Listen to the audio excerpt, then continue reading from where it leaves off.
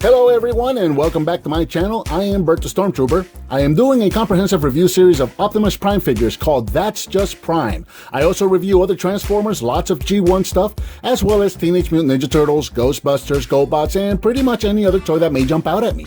I also do the occasional arcade and pinball machine video, unboxings, vlogs, challenges, and miscellaneous videos where my daughter usually makes fun of me. Those are a lot of fun. If you're new to the channel, thanks for checking me out. Please be sure to click subscribe and hit that bell icon so you're notified when I upload a new video. I upload 2 videos a week, sometimes more.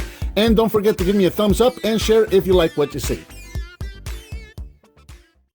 Hello and welcome, I'm Bert the Stormtrooper, and today we're going to be taking a look at the Transformers Generation 1 reissue of Autobot Hot Rod. And I love this toy, and this is going to be a weird one because 1, I've already reviewed this figure, and 2, I wasn't going to pick this up. In fact, I had no intentions of picking up any of the current reissues of the G1 figures that are available at Walmart because I have them all. With the exception of Tailgate, I don't have Tailgate, so I picked up a Tailgate. That was really kind of the only figure I was going to pick up. And then Bumblebee. I did pick up a Bumblebee. 2 reasons. The Bumblebee that I have is the Hot Topics reissue from a few years ago. That was a keychain, so he's got a loop, like a key loop, or a chain loop here on the shoulder, which kind of bothers me. And also because this one gave him a G1 face. So, other than that, I had no intention of picking these up. But big shout out to the Patriot Prime, Jason. He was the one that I heard it from, at least. I don't know if he was the first one to say it, but he was who I heard it from. And he went on just about every Transformers group on Facebook, putting this out there that this figure, while it retails on the shelf for $29.99, on the website at Walmart.com, this was available for $12.97. And for 13 bucks, you can't go wrong. I said, you know what the heck, I'm going to pick the one up because the one that I do have is the Toys R Us reissue from 2002. And that one cost $18 10 years ago. So almost 18 years ago, almost 20 years ago now, 18 bucks. And I thought that was a good price back then. For 12 or 13 bucks, I could not pass up. I said, what the heck, let me pick this up because I did have a suspicion about this that was going to be different to the reissue that I currently have, which turned out to be true, and I'm really, really happy that I got it. So, all right, that's a lot of talking. Let's get into it. The package itself looks exactly like the G1 original packaging. That's another thing it's got over the Toys R Us reissue from 2002, because in the 2002 reissue, he wasn't named Hot Rod. He was called Rodimus Minor or Rodimus Major, something like that, because they couldn't use Hot Rod. So Hot Rod name is back on the package, and also the 5th flap up here is back. This was omitted from all of the 2002 reissues that were available at Toys R Us. So this is more of a G1 looking package. So I really, really like this a lot. And yes, mine did come from Walmart.com facing the right way. That's been a thing. A lot of people have been getting their figures with the tray inside has been flipped the other way. So you see just the ass end of Hot Rod here and then his weapon. So mine was packaged like that. I have opened it. So you're going to see him flop around here when I pick this up. Around the bottom, you got your G1 packaging. Just showing you the figure in both modes. Again, figure in both modes, figure in both modes. And then you've got the transformation sequence at the top, right under the logo. And then around the back, you got that Metroplex artwork. This is actually my background on my computer, on one of my computers. This is my background. I absolutely love this background. So, inside of the box, let's get them opened up. You got the tray. You've got your instructions. Now, this is weird. The instructions are so not G1 instructions. That's a missed opportunity. That would have been so cool if we would have had the G1 style instructions on there. So that's kind of a shame that they have these instead. And of course, you got your sticker sheet. And then on the tray, you've got your figure and your weapons. So let's get those guys out of here. Oh no, I opened my toy and I played with it. It's ruined. Ruined, I say. All right, let's get this out of here. Let's take a look at this figure. And again, this is kind of a willy-nilly review, not as structured as my usual reviews, because we have looked at this figure. Oops. We have looked at this figure previously. Like I said, no structure whatsoever. This is just willy-nilly. We are winging it. So, here's Hot Rod in his vehicle mode, same vehicle mode that we had before. We've got the 2 weapons. So just taking a look at those real quick. And that's what his weapons look like. So let's bring in the other reissue that I have. And they look identical pretty much. Now, here is the suspicion that I had that turned out to be true. And just makes me so happy about this. So, with the original Hot Rod, the screw that held the motor was all the way to the top.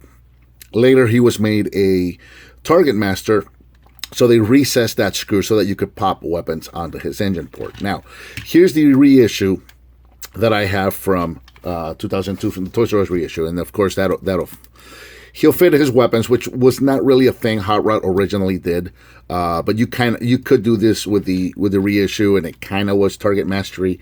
Now here is where it ran into problems. If you had an original Target Master figure, which I know this is not Hot Rod's Target Master, I don't have Firebolt. I'm looking for one, but I don't have one. But anyway, if you had a G1 Target Master, it would not fit. That hole is smaller than it should be. It's actually smaller than the peg. So you couldn't, if you had a Firebolt, you couldn't use them with this Hot Rod. It would not fit into the port here, and it would not fit into his fists. So if you had a Firebolt, you were not able to use it with this figure. This figure fixed that. As you can see, the hole is the size of the original hole. So again, if you have an original Target Master, you can pop that in there, and you can have yourself a Target Master Hot Rod. So in my crazy mind, now I have a normal Hot Rod and I have a Target Master Hot Rod, and that's just the way my crazy brain works. It's justification on buying the same toy for a second time. So there it is. And then the weapons are also different, because these are the weapons that came with the Toys R Us reissue. And I'm looking at the port, or the peg rather. Here's the new one that comes with the Walmart one.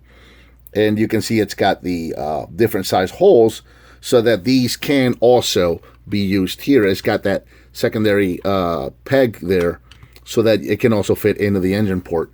And either weapon will work just fine using it like that, you see? So that's pretty cool. I think this one, I don't think will work. It will flop around. It would just fall off, you see? So, yeah, very cool that they fixed that. And again, in my mind, now I have myself a Target Master version of the figure, which is really cool. Transformation again, just take the legs, pull them out, pop up the feet, or swivel the feet. There you go. Take his arms, pop them out, turn them at right above the elbow there. Take the hood, bring this up and over, rotate the waist piece, rotate the engine, and snap in the head, and then bring this down, and that tab's going to tab into that waist piece there. Come on, get in. Tab, I said. Oh, the worst review ever. I wanted to do a quick willy-nilly one, and I think this is going to take longer than I wanted to. Then finally rotate the roof of the car around to form his wings. And there you've got Hot Rod in robot mode. And again, same robot mode that we've had. It looks identical to the previous one, looks identical to the G1. Articulation, the shoulders can somewhat go in and out. You can turn them at the elbow, you can rotate him at the elbow, and he does have wrist articulation. And then that's about it. G1 figures are bricks. They don't do much. So there it is. And then you can give them either weapon. We'll give them both weapons so you can see what they look like with both weapons. There you go. The only difference that I see between these two, you might be noticing a difference in stickers, but these stickers on the thighs for the Toys R Us one are, what do you call them? Repro labels that I bought way back. Like when this figure came out, about 3 weeks after this figure came out, I ordered these stickers from Repro labels, because I transformed this thing hundreds and hundreds of times within the first couple of days, and I just scraped those stickers off. So I ordered those. So I don't know if they're still using the same design or if they might have improved on them since. But yeah, these are like 18-year-old Repro label stickers that I put on there because I ripped them up. This one hasn't suffered that fate quite yet. But besides that sticker right there, the colors are a little different. I don't know if it shows off on camera, but this new one is a shade, maybe a half a shade lighter. The burgundies or the reds are just about a half a shade lighter than the one from Toys R Us from 18 years ago. And then the feet are black on the new one, where they were this kind of gunmetal silver on the old one, on the 18-year-old one. You can see the colors are just a little shade lighter on the stickers here as well. All the way around, the stickers are just a little lighter on the new one than they were on the old one. Again, the Targetmaster thing. The Targetmaster would not work on the old figure.